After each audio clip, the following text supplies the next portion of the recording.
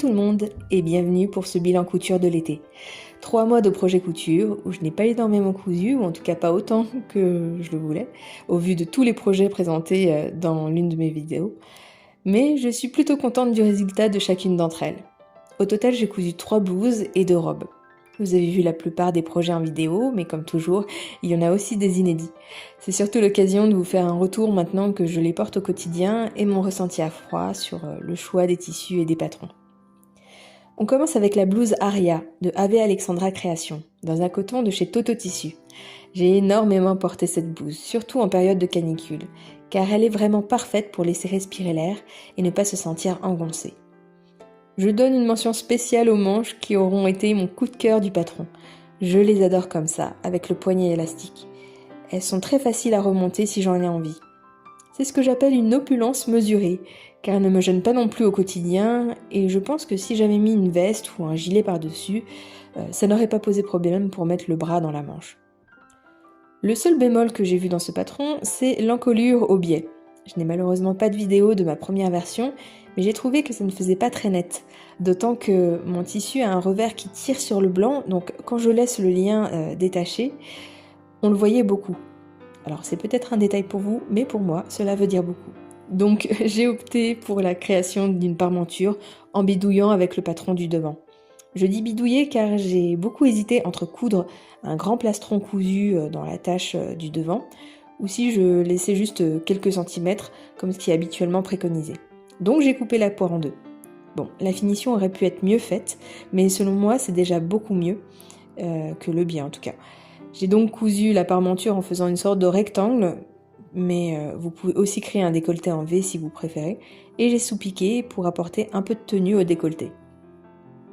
Autre petite modification, le patron recommande de laisser 35 cm de biais de part et d'autre pour les lacets, mais pour moi ça me paraissait un peu trop long, donc je me suis contentée de 15 cm, et je peux faire un nœud sans problème.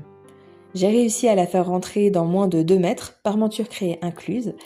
Si j'avais utilisé un imprimé avec un sens, je serais arrivée à 2,20 m, comme ce qui est recommandé dans les instructions du patron. D'autant que les marges de couture ne sont pas incluses. Heureusement, si vous les oubliez, je pense qu'on ne s'en rendra pas compte, car la blouse est quand même très ample. Concernant les instructions du patron, je dois dire que j'ai été un peu dérangée pour une raison précise. Quand j'achète un patron, j'attends généralement du patron d'avoir éventuellement des photos ou des illustrations détaillées qui sont soignées. Je pense que les créatrices nous ont habitués à avoir ce type d'accompagnement. Et là, ce sont des dessins sur papier qui ont été scannés. Je trouve ça un peu dommage. Si besoin, vous avez des stories permanentes sur son profil Instagram. Je ne les ai pas regardées durant ma couture, mais ça aurait pu être bien d'avoir des captures d'écran de ses explications pour ne pas avoir à regarder son portable à chaque fois qu'on a un doute. Alors, si vous êtes une pro de la fente indéchirable, je suis sûre que vous réussirez à la coudre en 3 heures top chrono. Mais les tortues, reines du découvite comme moi, je les finis en 5 heures.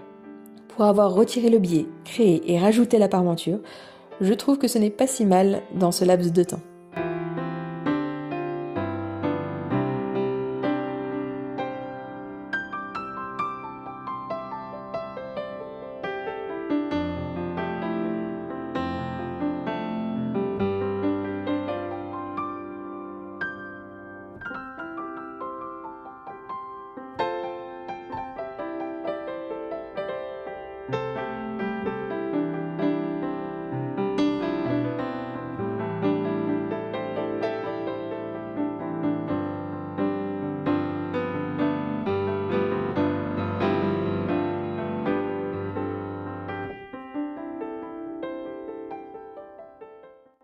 Dans la catégorie des robes les plus portées pendant l'été, j'ai nommé la robe à smoke, deuxième du nom. J'étais déjà très contente de ma première version à partir du patron d'Atelier Dara, que j'ai chopé sur feu makeriste. Mais quelques petites améliorations m'étaient venues en tête pour qu'elle soit plus confortable, notamment les élastiques pour maintenir les manches. En général, je vois des recommandations d'élastiques de 1 cm, mais je trouve que c'est trop peu, ou à moins d'avoir intégré des lacets pour nouer et maintenir les manches dans le dos. On se retrouve trop souvent à les remonter et ça reste ma bête noire. Donc j'ai coupé des élastiques, mais cette fois de 2 cm, en intégrant des biais plus grands et effectivement ça fonctionne beaucoup mieux. Comme j'avais un coupon de 3 mètres, j'ai eu envie de coudre l'entièreté de ce tissu pour cette création. J'ai donc opté pour une jupe à volant que j'ai un peu bricolée, c'est-à-dire que j'ai regardé des photos Pinterest avec des recommandations de mesures, j'ai coupé des rectangles en jouant en Tetris, et voilà. D'ailleurs je sais que je n'aurais pas pu faire ça si j'avais choisi un tissu moins coloré, car le dernier pan possède des rectangles coupés de manière peu orthodoxe pour que tout rentre, mais ni vu ni connu. J'ai fait plusieurs tests pour être sûre de la taille de la jupe, histoire de ne pas marcher dessus. Des petites manches ballons et des smokes pour le rappel du buste, et me voilà tout sourire avec une robe qui tourne et que j'ai portée en toute occasion. Les gens m'ont fait des compliments dans la rue, donc j'ai eu droit à mon quart d'heure de fierté de couturière. Et fun fact, je devais coudre ce tissu dans une chemise qu'on voit sur mon tableau depuis mes débuts sur YouTube. Et j'ai eu un coup de tête, en fait, qui m'a fait changer d'avis, avis que je ne regrette pas. Maintenant, j'espère juste qu'elle supportera mes nombreux essayages et machines pour que je puisse la porter le plus longtemps possible. J'ai presque envie de m'en faire une version automnale. Est-ce que je ne me lancerai pas dans la couture d'une robe à smoke pour chaque saison ? Affaire à suivre.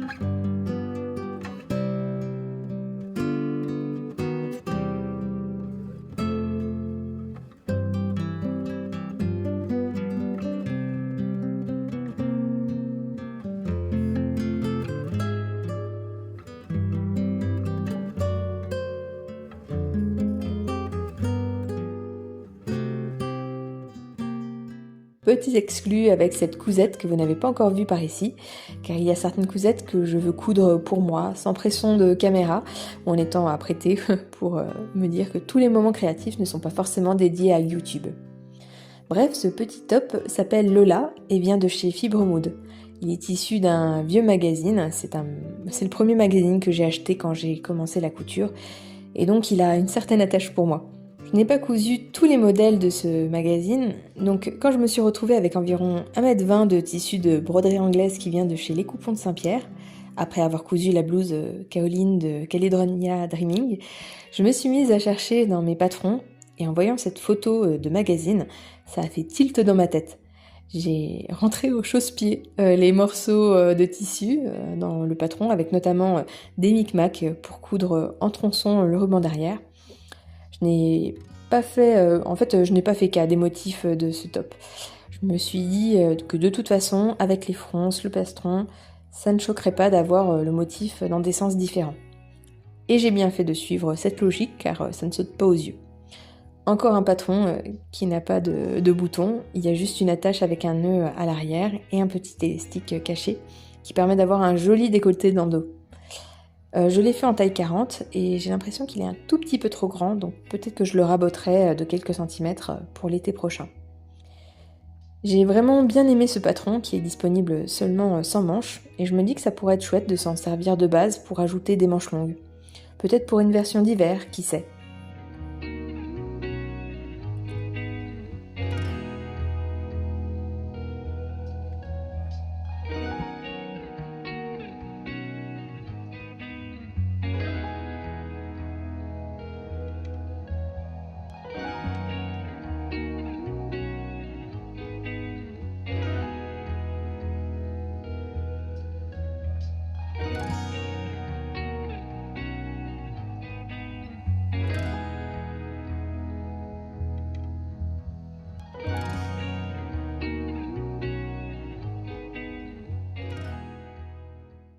Je vous l'ai déjà présenté dans une précédente vidéo, aujourd'hui je suis toujours autant satisfaite de la porter, car elle colle parfaitement à mon style et tout ce que j'aime, à savoir les manches bouffantes et un joli décolleté. J'ai nommé la blouse Iris de le Camélia Rose. Pour le modèle et le vêtement fini, je n'ai donc rien à redire, et porte facilement ce haut, d'autant que je n'ai pas besoin de déboutonner ou reboutonner le vêtement pour le porter, et ça c'est un gros plus pour la maman pressée qui s'habille en 2-2 le matin. Concernant le patron, je tique sur certains détails. Le patron propose plusieurs décolletés et j'ai choisi le plus haut, mais je n'ose pas imaginer si j'avais choisi le décolleté plongeant, le haut aurait été immétable. Ou j'aurais dû faire un tour de passe-passe avec des froufrous, de la dentelle pour compenser le manque de tissu. Le deuxième point, c'est que j'ai cousu ce patron pour la première fois il y a 4 ans et à cette époque, je ne me notais pas les modifications ou particularités des patrons, à part quelques mots sous mon post Insta, mais de façon assez brève.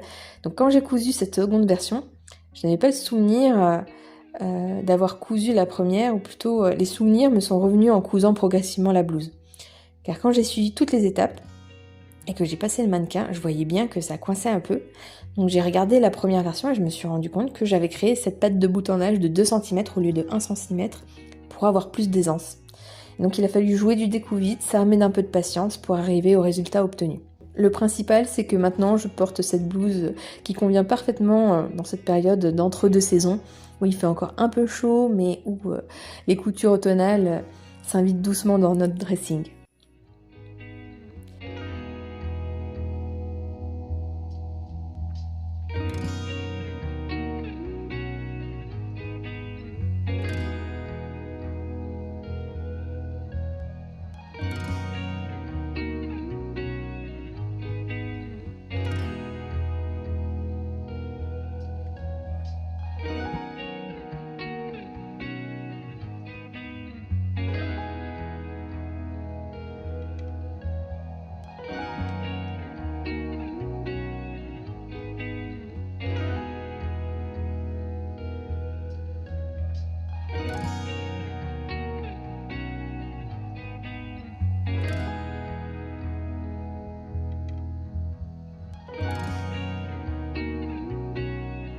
Pendant l'été, j'ai eu un petit moment down avec les fortes chaleurs et le manque de temps pendant mes vacances.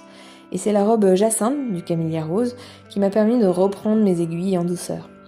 C'est un patron vraiment bien placé et surtout incroyablement généreux. Dans une seule pochette, on trouve une multitude d'options. Des encolures variées, un dos classique ou travaillé avec une goutte, des manches papillons, bouffantes, longues ou courtes et même des jupes différentes. Bref, de quoi créer plein de blouses et robes toutes uniques avec un seul et même modèle. Je n'ai pas vu énormément de photos sur les réseaux sociaux à part les testeuses, donc j'étais curieuse de savoir si ce patron en valait vraiment la peine. Ce que j'aime particulièrement, c'est qu'on peut adapter Jacinthe à son style. Romantique, bohème, chic ou même un peu rock selon le tissu choisi. Et bonus non négligeable, pas de fermeture éclair, pas de boutonnière. Le rêve. Le patron est donc accessible aussi bien aux débutantes qu'aux couturières confirmées, avec des tailles allant de XS à XXL. De mon côté, la couture a été fluide. J'ai donc pris la version manche bouffante, décolleté cœur, mais que j'ai rabotée pour qu'il soit carré. J'ai pris la jupe cercle et rajouté un volant en bas, et pour le dos, j'ai pris l'option de la goutte avec un nœud à nouer. Même moi qui avance plutôt lentement, j'ai terminé en 2 soirées et demie, en prenant le temps de bien soigner les finitions. Le livret d'explication est clair, précis, et on sent toute l'expérience de Florence, la créatrice, qui a vraiment affiné son travail depuis ses premiers patrons comme la blouse Iris. Juste quelques recommandations, le thermocollant et même la sous-piqûre est vraiment indispensable, sous peine de voir apparaître la doublure ou de voir bâiller le décolleté du devant et du dos. Le résultat, donc une pièce agréable à porter en toute saison, avec des sandales l'été ou des bottes et un gilet quand il fait plus frais. Clairement, je trouve que ce patron est sous-coté et qu'il a vraiment du potentiel pour qu'on puisse bien le rentabiliser.